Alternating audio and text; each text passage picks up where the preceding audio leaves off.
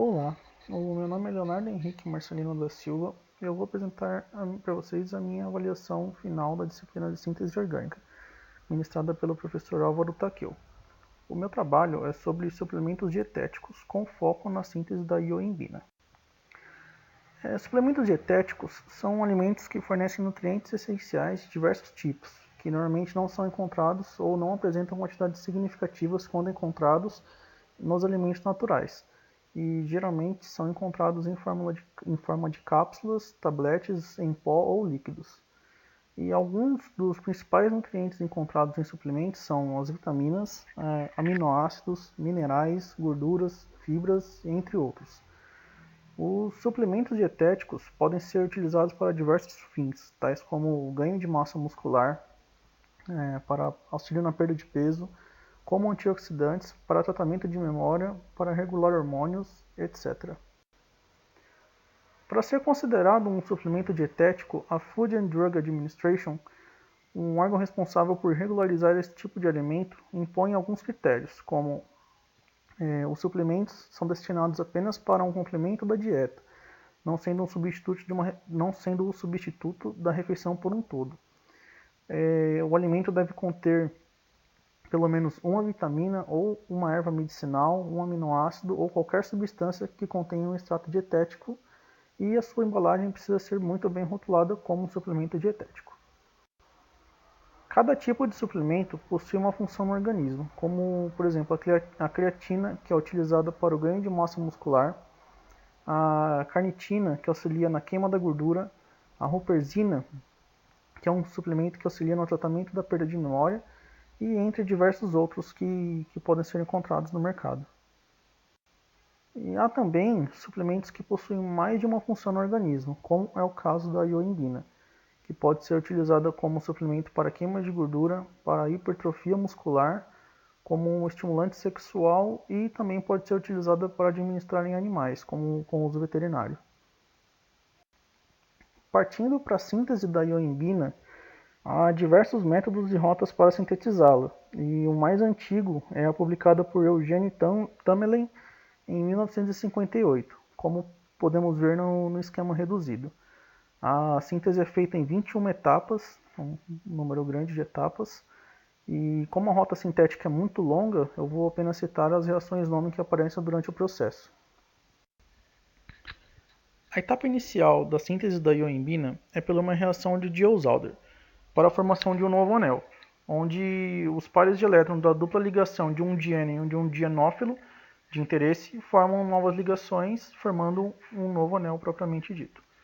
A etapa seguinte é a chamada de condensação de Darsens, onde uma base abstrai um hidrogênio de um carbono alfa da carbonila, formando um carbânion secundário dentro de umas possibilidades de ressonância.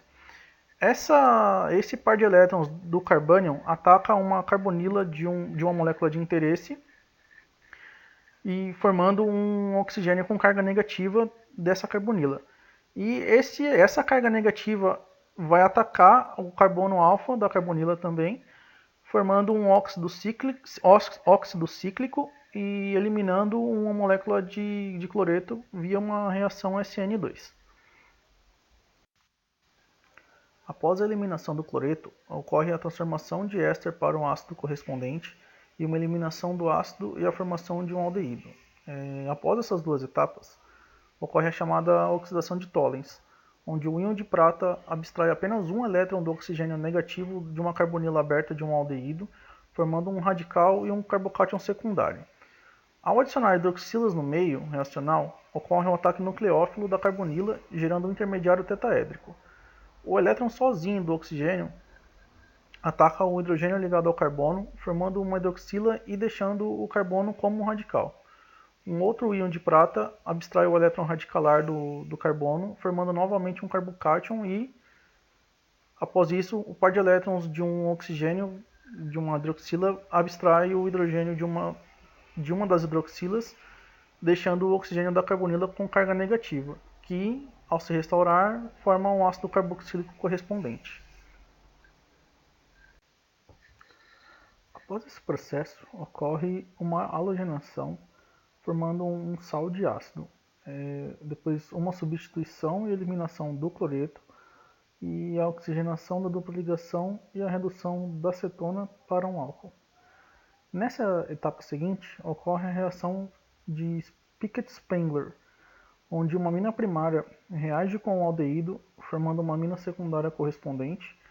O par de elétrons do nitrogênio do anel desce para o carbono e o par de elétrons da dupla ligação entre carbonos ataca o nitrogênio da amina, formando um anel de 5 membros. Essa ligação formada ataca o carbono alfa ao nitrogênio do anel, formando um anel de 6 membros e fazendo com que o par de elétrons retorne para o nitrogênio. E por fim, ocorre uma transferência de prótons para neutralizar as cargas formadas nos carbonos, ocorrendo o fechamento do anel. Após a etapa de fechamento do anel, ocorrem várias pequenas etapas subsequentes, como a proteção do grupo álcool via esterificação, a remoção do oxigênio da molécula, a desproteção do grupo álcool via hidrólise de ésteres, a acetilação do grupo álcool, a eliminação do grupo acetato e a formação da insaturação na cadeia, a formação de álcool da dupla ligação, a oxidação desses álcoois em aldeídos e a esterificação de um dos aldeídos e a redução a álcool do outro, gerando a ioimina como molécula final. Após essas várias etapas observadas, essa molécula é muito difícil realmente de ser sintetizada por esse mecanismo, possui um rendimento muito baixo, por ser várias etapas e uma síntese linear, tendo novos mecanismos mais atuais para ser sintetizados, sendo muito mais fáceis, com rendimentos muito maiores. Mas, e aí, espero que vocês tenham gostado e até mais. Obrigado.